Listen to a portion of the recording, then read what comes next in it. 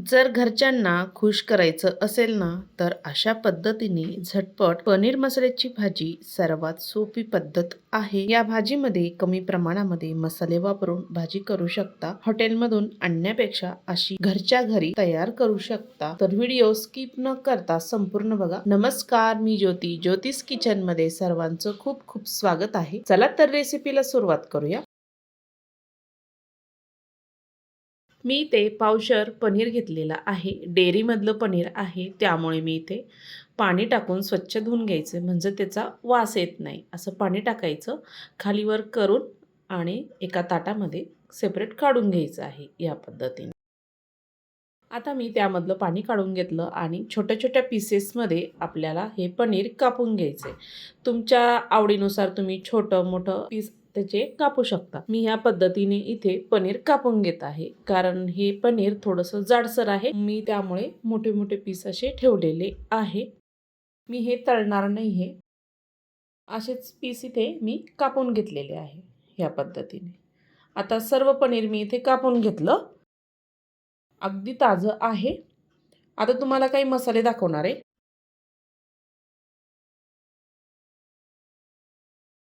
2 मध्यम साईजचे मी इथे उभे चिरून घेतले, टोमॅटो घेतले, थोडा लसूण आणि आलं घेतलेलं आहे आणि 3 ते 4 इथे कांदे उभे चिरून घेतलेले आहे मध्यम साईजचे.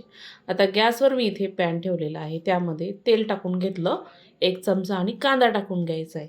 कांदा आपल्याला तेलामध्ये छान परतून घ्यायचा आहे. 1 मिनिटभर छान परतायचा. त्यानंतर लगेचच टोमॅटो, लसूण, आलं यामध्ये टाकून घ्यायचं आहे आणि छान मिक्स करून घ्यायचं आहे. इथे मी काश्मीरी लाल मिरच्या पण टाकून घेतल्या 3 ते 4. छान भाजीला तर्री येते आणि मिक्स करून घ्यायचा आहे. हा जो मसाला खूप झटपट होतो. इथे काजू घेतलेले आहे 7 ते 8, तेही टाकून घ्यायचे. तुम्ही भिजू घालूनही हे काजूची पेस्ट टाकू शकता, पण मी इथे असंच टाकलेलं आहे. मीठ टाकायचं आणि मिक्स करून घ्यायचं आहे. मिठामुळे कांदा आणि टोमॅटो छान बारीक होईल आणि ह्यामध्ये आपल्याला पाणी टाकून घ्यायचं आहे. मी इथे एक छोटी अर्धी वाटी पाणी टाकलं, झाकण ठेवलं आणि हा मसाला आपल्याला छान असा शिजून घ्यायचा आहे या पद्धती. बघू शकता पाणी सर्व इथे कमी झालेला आहे. मसालाही आपला छान शिजलेला आहे. एक 4-5 चमचे टाकले तरीही चालतं. छान मिक्स करून घ्यायचं आहे. कांदा आणि टोमॅटो छान मऊ झालेला आहे. त्यामध्ये काजूही आपले छान शिजलेले आहेत. आता त्याची सेपरेट काही पेस्ट करायची गरज नाही. ह्या पद्धतीत आपला इथं मसाला सर्व थंड होऊ द्यायचा आहे. थंड झाल्यानंतर इथे मिक्सरच्या भांड्यामध्ये टाकून घ्यायचं आहे. थोडासा गरम आहे, वाफ निघत आहे, पण मी हा थोडा थंड होऊ देणार आहे आणि मग मिक्सरला फिरवून घेणार आहे या पद्धतीने. सर्व मसाला टाकून घ्यायचा. मोठं मिक्सरचं भांडं घ्यायचं, म्हणजे छान बारीक होतं. छोटं प्रमाणामध्ये मसाला असला ना, तर छोटं भांडं घेतलं तरीही चालतं. हा जास्त प्रमाणामध्ये मसाला आहे, त्यामुळे मी इथे मोठं मिक्सरचं भांडं घेतलेलं आहे आणि सर्व मसाला मी ह्यामध्ये टाकून घेतला. आता झाकण लावायचं. पाणी न टाकता याला छान असं बारीक वाटून घ्यायचं आहे. आवश्यक असेल तर 1-2 चमचे पाणी टाकायचं आणि छान याला बारीक करून घ्यायचं. गॅसवर मी इथे कढई ठेवलेली आहे. त्यामध्ये 4 चमचे तेल छान गरम झालेलं आहे. तेजपत्ता टाकायचा, जिरं टाकायचं अर्धा चमचा आणि बारीक केलेला मसाला टाकून घ्यायचा आहे संपूर्ण.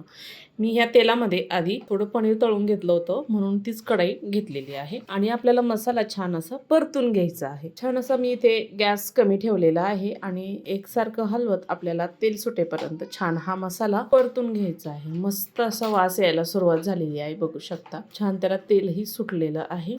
त्यामध्ये आपण काही आपल्याला ह्यामध्ये कोरडे मसाले टाकायचे आहे. कांदा लसूण मसाला टाकला 1 चमचा, लाल मिरची पावडर टाकली 1 चमचा आणि गरम मसाला टाकला. तुम्ही पनीर मसालाही टाकू शकता आणि छान आपल्याला हा मसाला छान मिक्स करून घ्यायचा आहे. एकदम मसाल्यामध्ये छान असा तेल सुटेपर्यंत छान हा परतून घ्यायचा आहे. अगदी मी इथे कमी गॅस ठेवलेला आहे, कारण ही स्टीलची कढई आहे, लगेचच करपतं आणि छान कमी गॅसवर तेल सुटेपर्यंत हा मसाला होऊ दिला ना, तर छान टेस्ट येते. त्यामध्ये थोडंसं पाणी टाकलं आणि छान मिक्स करून घ्यायचंय. थोडंसं टाकलं मी. पाणी टाकल्यानंतर बघू शकता तुम्ही, याला आपल्याला एक 5 ते 6 मिनिटं छान असा मसाला शिजून घ्यायचा आहे.